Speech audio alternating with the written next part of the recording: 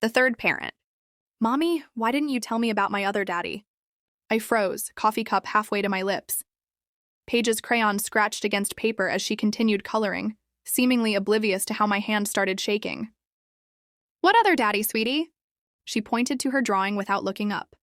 4 figures stood holding hands, a small one in pink, Paige, one in blue, my husband Wade, one in red, me, and one in black, taller than the rest, with arms that stretched to the edge of the paper.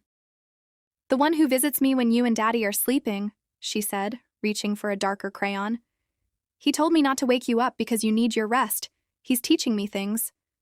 The coffee cup slipped from my grip, shattering on the kitchen floor. Paige didn't flinch.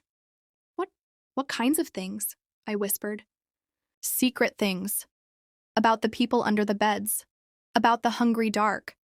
About what happens when all the mommies and daddies go to sleep forever. She started filling in the tall figure's face with the black crayon, pressing so hard the paper began to tear. He says I'm almost ready to learn the best secret. I grabbed her shoulders, forcing her to look at me. Paige, no one visits you at night. It's just me and Daddy here. No one else. She smiled, but something was wrong with her eyes. They seemed deeper, darker. That's what he said you'd say. He told me you'd be scared because you're not ready for the secrets yet.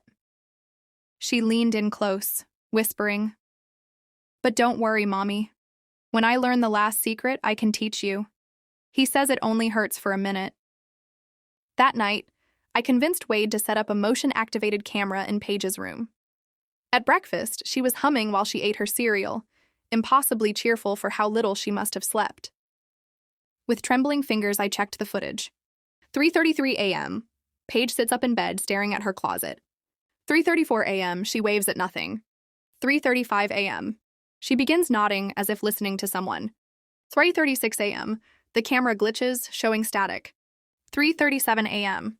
Paige is back asleep, but her closet door is open. 3:38 a.m. A long black finger reaches into frame and turns off the camera. Paige's drawing is still on the fridge. This morning I noticed something different about it.